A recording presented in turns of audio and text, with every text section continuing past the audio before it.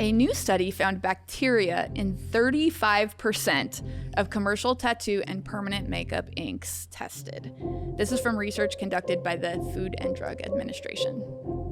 35%, 1 in 3 commercial tattoo and permanent makeup has bacteria. I don't like it. Is it good bacteria? Because you know some bacteria. Yeah, I know. That's a little broad. What kind of bacteria is this? Well, if you haven't checked out our episode on Are Tattoos Worth It, that we dig into all of that. Yeah, all of that too. But today we are specifically discussing, is permanent makeup worth it? Let's talk about it.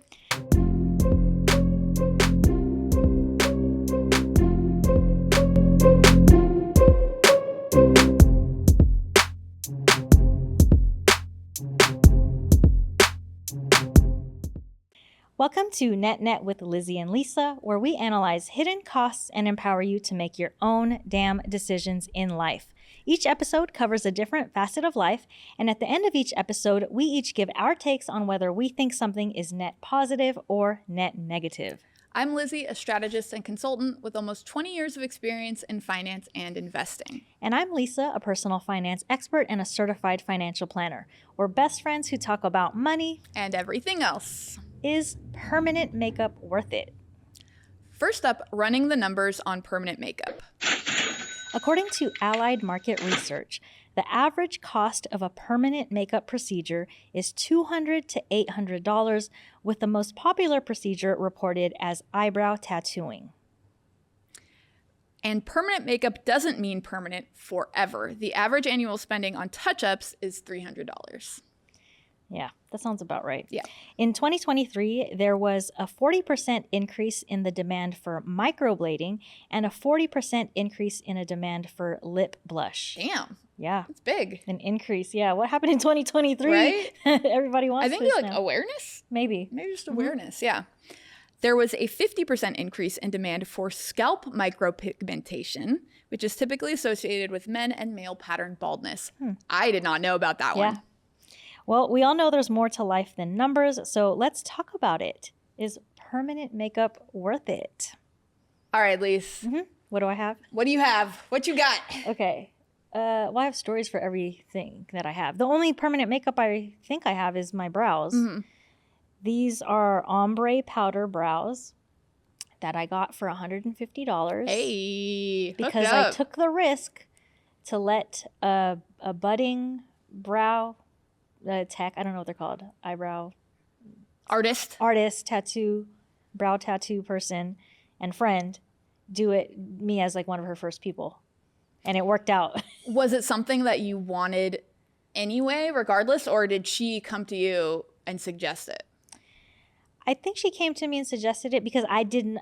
So this is the thing you said on awareness. I didn't know there was a world of permanent makeup. I kind of knew, but I never paid attention to it. Yeah. So I had no idea what it meant. And I just always thought like, I don't know, too dangerous, too costly, not for me.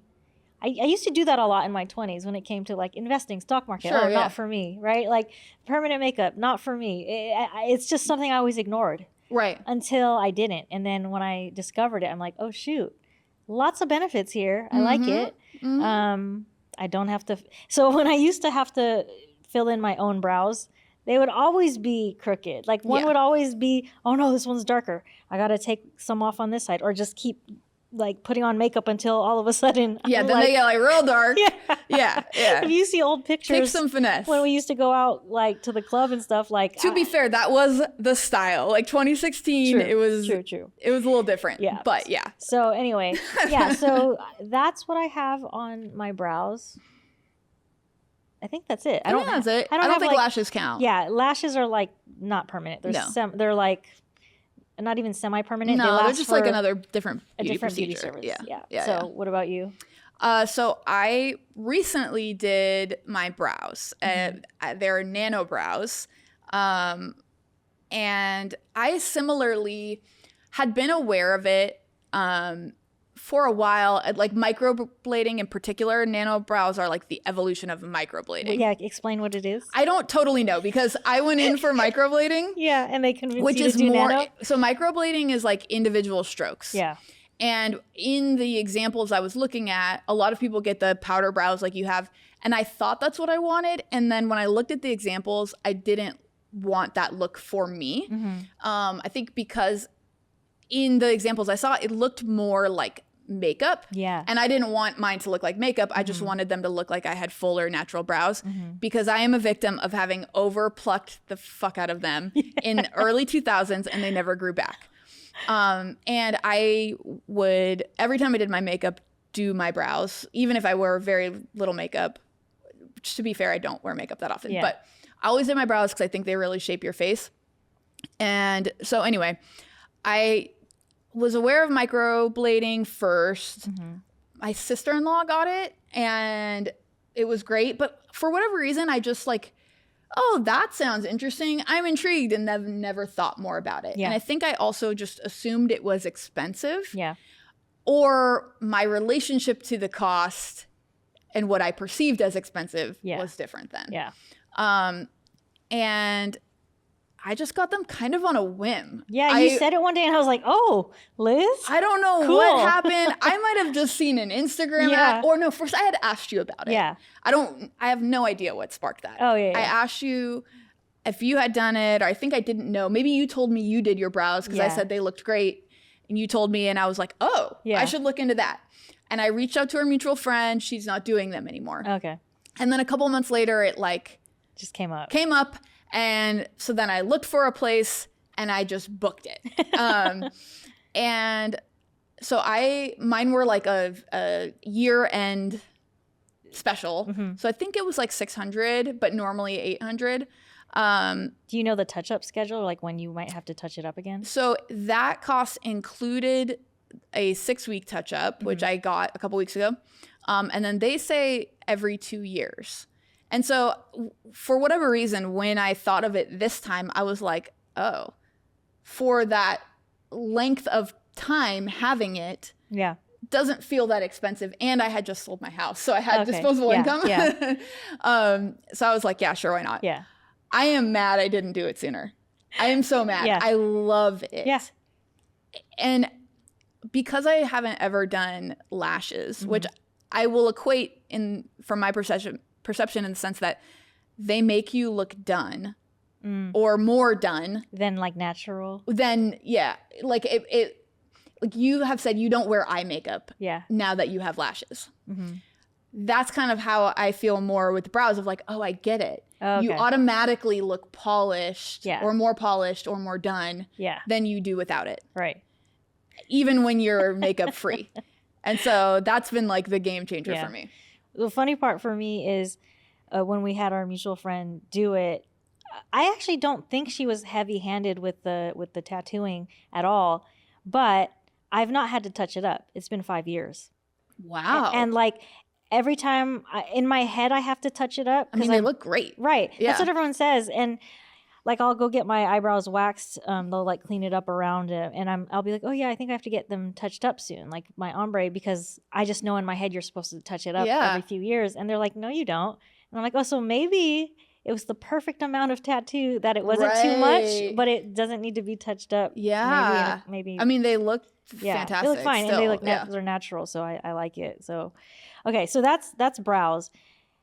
You have nothing else? I have nothing else, although I want to do the lip blush. Okay. And I almost, for the same reason of like, just to have that, like, don't have to put anything on, but look like you did. So is that like putting color in your lips? Putting color in your lips. Okay.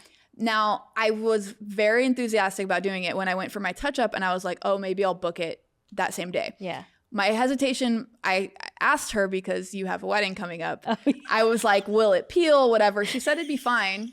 If Liz popped up to the wedding with like crazy lips or like they're all peeling, can you imagine?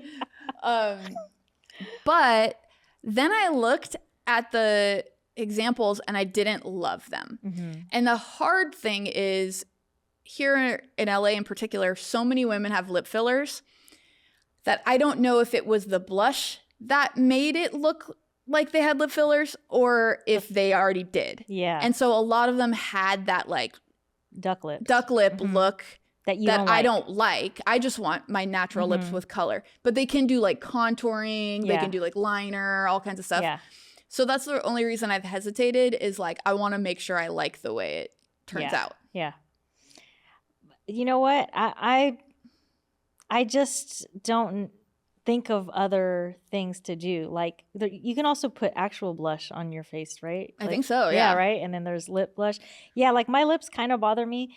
Granted, I like that they're full, but like they get so dry, and then like there's kind of an outer outline, you know, it looks like actual natural lip liner. Sure. And I sometimes just have to wear lip gloss, but I don't particularly like the way it looks. Like I want a little more full color. Mm-hmm. But I think I'm too scared to do anything around my lips. Like I don't want to get like a cold sore or like a blister or anything, even if it's just for the healing phase. I just don't. Yeah, that feels different. Like similarly, when I think you used to think of permanent makeup or tattooed makeup, I would think of people who tattooed eyeliner.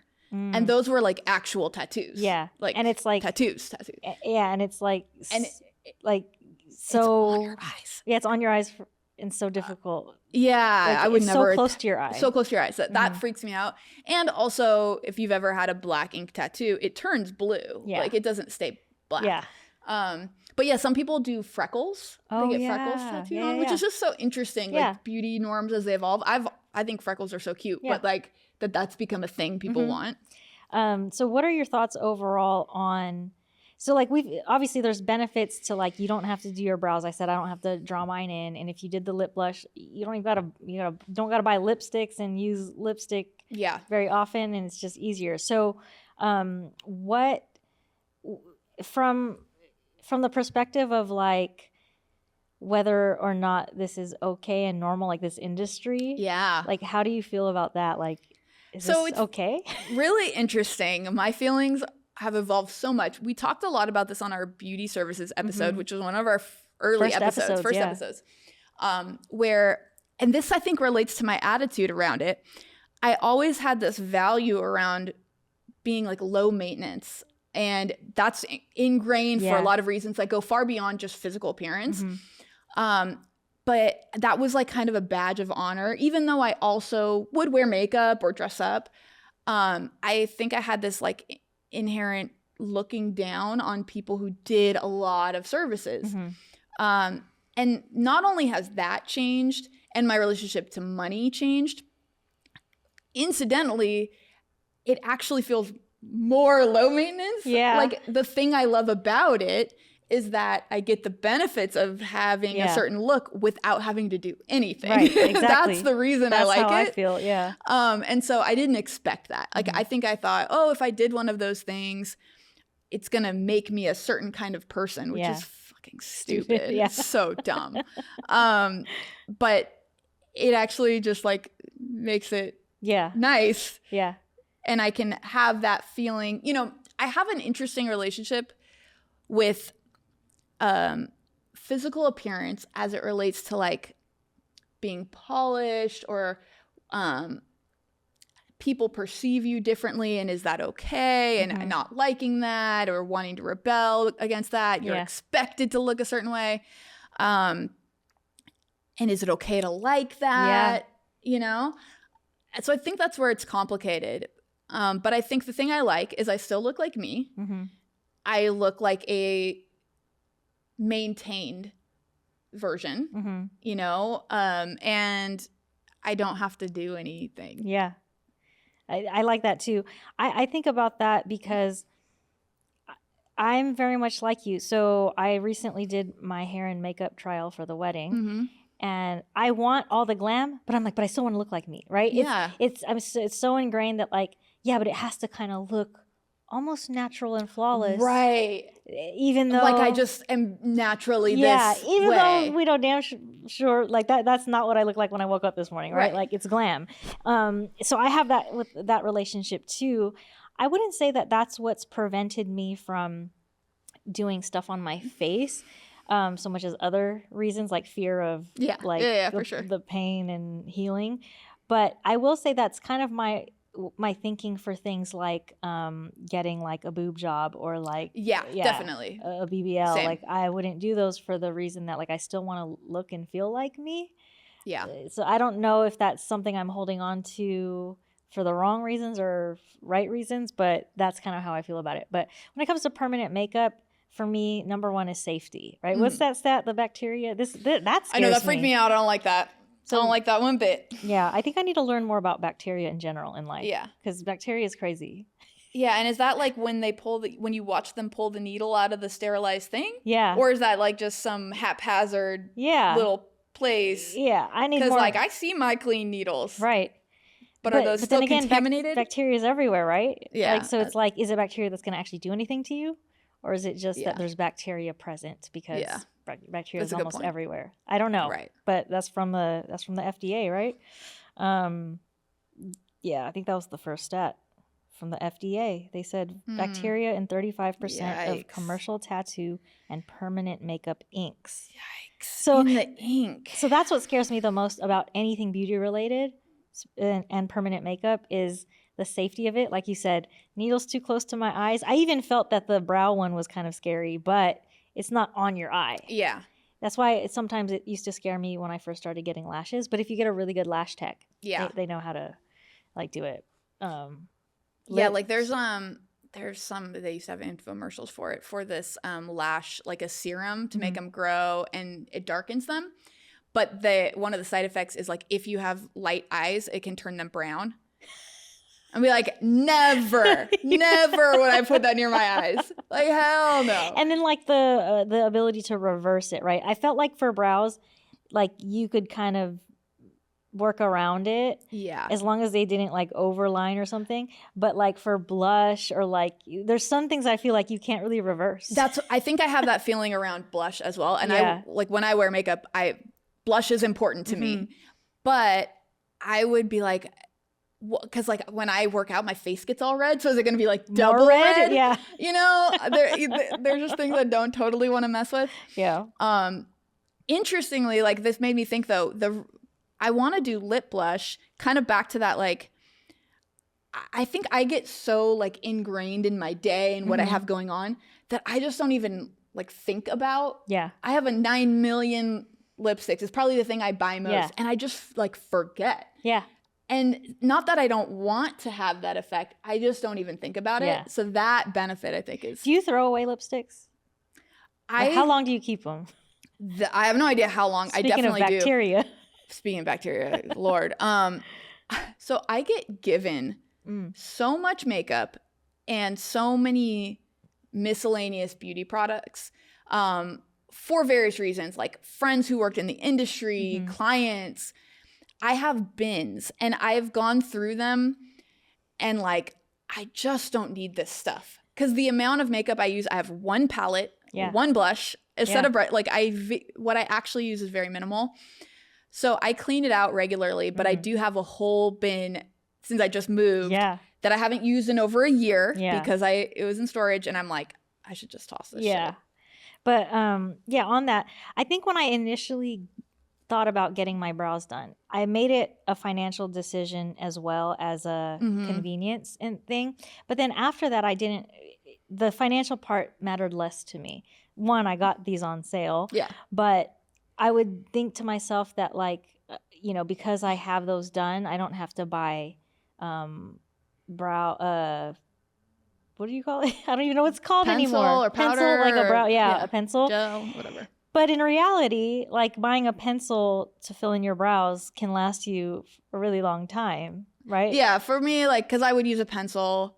It lasts a long time. The color I liked the best happened to be a cheaper brand. And so, I don't know. Yeah. $50 a year. Or something. Yeah. Like or not a lot. Less, even for me. And so it was less to me after getting it. It was less about the financial benefit, but more so just like, convenience. I can wake up, like put some lip gloss on and I look fairly like decent to like start my day. Right. Especially if there's like a professional like meetings and stuff like that. Yeah. I think that's the thing that I struggled with was feeling like I need to have a different version of me because I'm very comfortable not wearing makeup.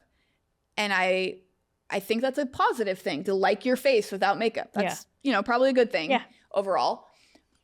But I think I struggled to accept that I would want to change that in a way that wasn't removable. Yeah. And still there's some level of like, well, what does it say about me that I like having that all the time? But I kind of am like, well, I don't care. It's okay that I like having it all the time. Yeah. So this is kind of, I think, on the more philosophical side, but sometimes, like, maybe when I was younger, I used to think like, okay, well, if someone like changes their entire image, let's say permanent makeup, boob job, whatever, like, any kind of plastic surgery, you know, filler, and you know, hair is something, I don't think we've talked about hair much in net yet. We should do an episode, right? Yeah, for sure. Like hair color, hair whatever. So like, let's imagine you do all that stuff and you look so different from what your natural physical appearance is.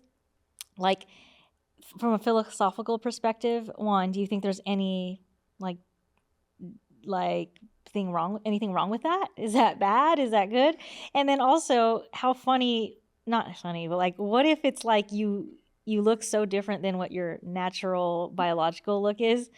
You meet someone, have a baby, and then the baby. There's a real case of that. Really? It was, I want to say, in like Japan, where an older man married this woman. She's like a gold digger, I think. Yeah. I'm probably getting all the facts wrong. And had wrong. a lot of things She done. had a lot of stuff done, and they had kids, and they came out like with her old nose or something, and he sued her. Oh, I think I remember this. Yeah. But yeah, that's a real thought, right? Yeah. Or if you watch Friends, that's like a joke of like Rachel Green's their baby's gonna have her old nose. That's a complicated one for me, because I think I would be lying if I said I didn't have some judgments around not being your true self. Yeah, and I don't know if it's the authenticity thing, or if it's this, ingrained societal thing that women have to be beautiful and do it effortlessly. Oh, yeah. It's the try hard part of it. Yeah, we definitely talked about this on Net before. It's an ongoing theme. Yeah, sure. So I think there's some element of that. Yeah. Of like that, ew, she did all of, like, look at everything she had to do to look that great. And I think some of that comes from this place of like, well, if I did all of that, I could look that way too. And it's like, go for it. But why not? Like, why not? Like, who cares? Like, do it if you want to.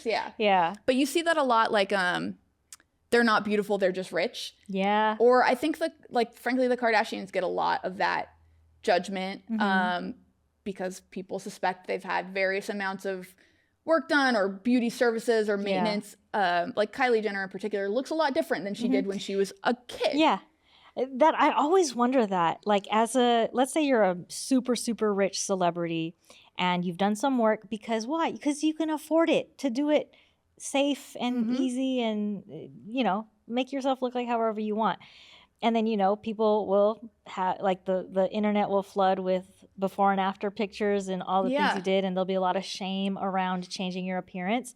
And I feel like you do, where parts of me like have that ingrained notion of like, be your natural self, because that's what society tells us. But society also sells us a look. Right. And it also tells us that this version looks better. Right. So how are you going to, so it's basically you're damned if you do, damned if you do, damned if you don't. And so I do, oddly, not that the Kardashians will ever care or hear this, but like I have empathy for that kind of thing. It's like, but I wonder, like, at that point, you're that rich and that famous. Do you even care about those judgments anymore? I think they're still human. So they will. It will. Maybe, but I think it's a complicated relationship with insecurity. Using them as an example, I don't know them, but a lot of people assume if you're changing a lot of those things about yourself, that you're insecure about them. And maybe that's true, in which case those comments certainly aren't helping. That's feeding the insecurity maybe. Yeah. At the end of the day, they're just people. I think that something that made me think of is totally different example, but like if you are a man, and like I think it's particularly like men of color, if you get a lineup, right? That's like in your hair, it's very, very clean lines tend to be like the style of haircut. That's like you're fresh, right? And there's a lot of like other undertones of societal kind of racism and stuff, but like those people would say they probably look their best when they have a fresh cut. And so what's wrong with trying to have a fresh cut all the time? Yeah.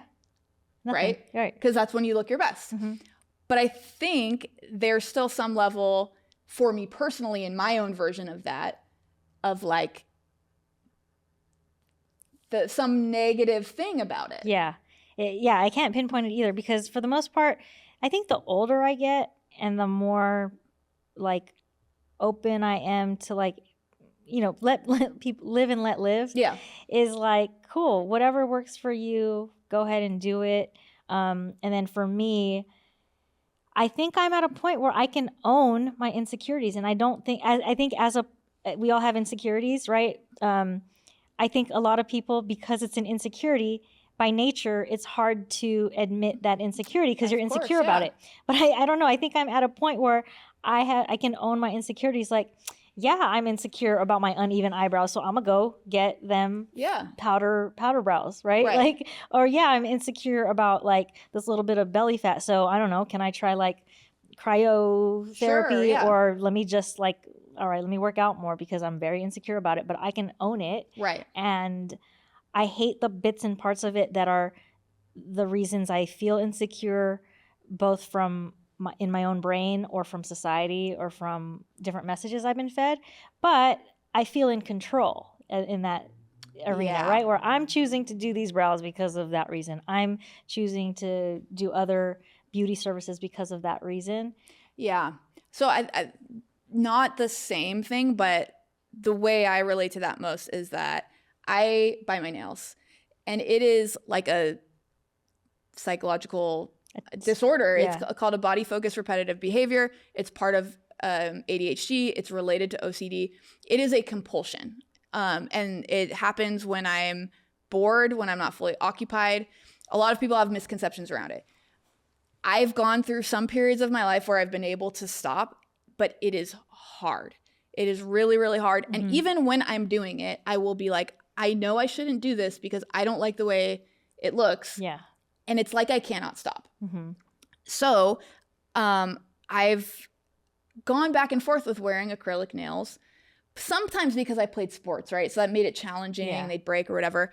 But a lot of times it was like, oh, they're expensive. I've tried to do cheaper things or whatever. And at this point in my life, I've just said like, you know what? It takes something that I'm insecure about and had thoughts and feelings about, mm-hmm. and it neutralizes it. Yeah. And I look at them and they look nice. Yeah. And I feel nice. And you like it. And I like it. Mm-hmm. And that's enough. Mm-hmm. And I think that's the other thing is when it comes to like my eyebrows, I was never insecure about them, even though they were uneven, even though they're thin. It didn't really bother me. But now when I look, it's nice. Yeah. Like, oh, I like that. Yeah. It's like a little plus. Right. And that's okay. And that's enough, you know? Well, I think, again, like this is kind of like the beauty of our podcast even. Like Liz and I always share our opinions, our views, our judgments even. But we try to get to the bottom of like why mm-hmm. we think like that. But we can fully understand that another person is going to think and feel differently about it. So mm-hmm. you do you is basically like that could be our tagline. It's like you do you. Right? And that's why when we give our takes of whether we like something, you know, at the end of the episode, we're giving you the reasons we like or don't like it based on how we feel. Yeah, for sure. And I just hope that helps validate people's decisions to do things, right? And it's a complicated relationship with the money side, the financial aspect too, right? It's like, oh, like I hate my eyebrows so much, but I would never spend $1,000 to get them filled in, right? So let's talk about what do you value, right? Yeah. Do you value keeping your money and having more in savings and security than you value neutralizing that insecurity? Yeah. You know, like there's no right answer. It depends on what a person feels. Or have an opposite example of like, sometimes I'll have this judgment that passes through of like, I'll see younger girls that, so I'm just assuming they don't make a lot of money. Maybe they have a part-time job or I don't know, they're in high school.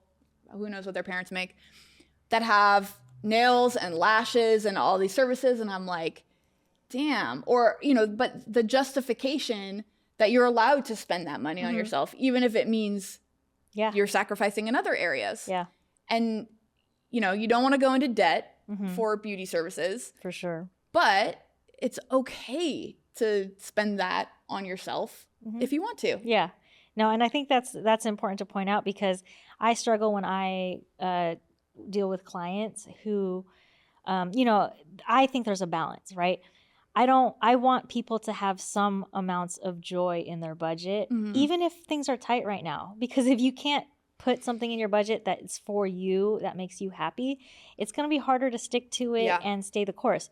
But there's boundaries, because it's like, you know, what is, like, do you know why you're getting your nails done or doing permanent makeup or whatever? Do you know why? Is it because you're embarrassed of what you look like to people you don't even care about? Like, you have to actually dig into that. Yeah. Because that'll help guide your actual financial decisions about it. Right. Versus just doing it willy-nilly, like just because. I think you have to attribute, what does it actually bring to your life? Right. Or I just thought of a totally different example. Like, I can imagine a new mother, right, where all of your energy is going into a baby, to have to look the way you want to look, or, you know, be a little polished because you have this service, might feel nice. Yeah. That, you know, you're not completely letting go of yourself when you're putting all your energy into caring for this other person. Lack of sleep. So I don't know, if you want to get some Botox in your face, like, that's the kind of stuff that, I agree. Yeah. Or time in the morning, or, you know, the thing that I've mentioned this many times that I struggle with is like the reality that a certain type of appearance, I use the word polished because that's the word that comes to mind. People perceive that a certain way, like certainly with work, like showing up on a Zoom call a certain way has an effect. I don't always like that that's reality. But sometimes you got to play the game. But sometimes you have to play the game. And so that's something that, like, I'm mindful of and think about. And a lot of times I don't do it, you know, but it's okay if you accept that fact and thus want to play into it or make it easier to play that game. Yeah. Okay, so there's a financial cost to getting permanent makeup. There's a potential, I guess, minor health risk. Yeah, especially if you don't, you know, it's not a reputable place, or like someone's gonna DIY it. Right. I don't know. There's the emotional and mental potential cost of perception of others, right? Yeah. Like, you're not pretty without it. You got to do that. So any other costs? I didn't really feel any pain with it. Oh, yeah. They numb you, but maybe discomfort, I guess. Oh, yeah. I don't know. I was fine. I didn't really notice, but I do know I have a high pain tolerance. And there's some, like, you can't do certain activities right after. Oh, right. If you get eyebrows, at least, or, you know, maybe all of them, it's a lot darker in the beginning. Yeah, for like a week or two. I actually recorded. So if you go back a few episodes, I didn't notice that day. I knew you got it the day before. We came to record. I forgot all about it when I got here. And then after we left home, I remembered, and I was like... See, it was surprising because I actually really liked it. Yeah. They were much darker. Yeah. But they didn't look like clown makeup. I think they were passable, right? Yeah. To the point where I was almost like, oh, maybe I'll have them do them darker. Yeah. But I liked the flexibility of what add. Anyways, it's weird because I knew you did it. I think maybe subconsciously I noticed, but they were just the perfect amount that it looked like, oh yeah, you just it looked like I just had makeup on. Yeah. So you can go back and but that may not always be the case, and depending on how your skin takes it, you may peel or like flake. I didn't have any issues. It healed really easily for me. You're not supposed to sweat or go swimming, or like I did my normal thing. Yeah. But you dab at them after the shower. I worked out like normal. But I think that's like the temporary healing and discomfort or whatever. Yeah. And then, of course, you have to go back hypothetically for touch-ups. Right. Yeah. Okay. So more financial costs are the touch-ups. But yeah, overall, I think we covered all the costs that there could possibly be with permanent makeup. Maybe depending on like where you live, you may not have as many options, or you may have to travel to get them done. Yeah. Smaller markets. Yeah. Yeah. Cool. All right. 20 cents. 20 cents. 20 cents is the segment of the show where both Lizzy and myself, Lissa, each get 60 seconds to give our 2 cents on today's topic, whether it's a net positive or net negative for permanent makeup. Where does 20 cents come from? She get the opinion of 2 dimes. We are the 2 dimes. All right, Liz, you're up first. 60 seconds on the clock. Is permanent makeup worth it for you? For me, at this point in my life, hell yeah. I'm so happy I did it for my brows. I will for sure touch them up or whatever, continue with it. I may do the lip blush. I can't think of anything else that I would want, but yeah, it's been great. And the perceived cost was really focused on the financial part. And now that I've done it and I'm like, oh, this is nice, it seems very worthwhile to get this benefit for several years. Yeah. So yeah, net positive. Net positive. For sure. And you think your lips might be next? I might do it. I just want to make sure I like the look. Yeah. I like the concept of it. Mm-hmm. I just don't want to look. I don't need that. Yeah. All right, net positive for you. Net positive. What about you, Lise? For me, okay, all my answers are nuanced. I'm going to go net negative. Oh. And here's why. I bet I know why. Well, I got my brows done 5 years ago. I have not done any permanent makeup treatments since then. And I'm saying net negative in the sense that in the foreseeable future, the next year, I don't foresee myself doing that. I have other competing financial priorities, right? Having a wedding, even if I have disposable cash later, I think I'd prioritize other things. Like I've been thinking about like some laser hair removal. Yeah. Other beauty in the beauty arena, I think I'd prioritize a few other things that I'd want to try before even thinking about any other type of. Does that include makeup. if you had to do a touch up? Oh. Like, would you maintain your current I permanent would maintain. makeup? Okay. But since I've gone 5 years, I actually don't think I have to touch up within the next year either. So I think that's the only reason I'm a negative is that today in the foreseeable future, net negative, but I'll probably in the future do some more. Yeah, I had a feeling that's the angle you're going with because it's just not a priority for you right now. But priority for today, net negative. All right. Sure. All right. Yeah. Well, remember, this is what we think at this moment in time. No one can make that decision but you. Liz, net positive for permanent makeup. Me, net negative at the moment. What do you think? Is permanent makeup worth it? Hit us up. Let us know what you think. DM us on Instagram at NetNetPodcast or email us at hi@netnetpodcast.com. And if you want to follow us individually, here's where you can find us. I'm at Wealth for Women of Color on TikTok, YouTube, and Instagram. And I'm on Instagram and TikTok at live_well_Lizzy. All references, statistics, and resources mentioned can be found in our show notes. This podcast is for educational, informational, and entertainment purposes only and should not be constituted as financial advice or health advice. Remember to always do your own research, consult a professional as needed, and feel empowered to make your own damn decisions.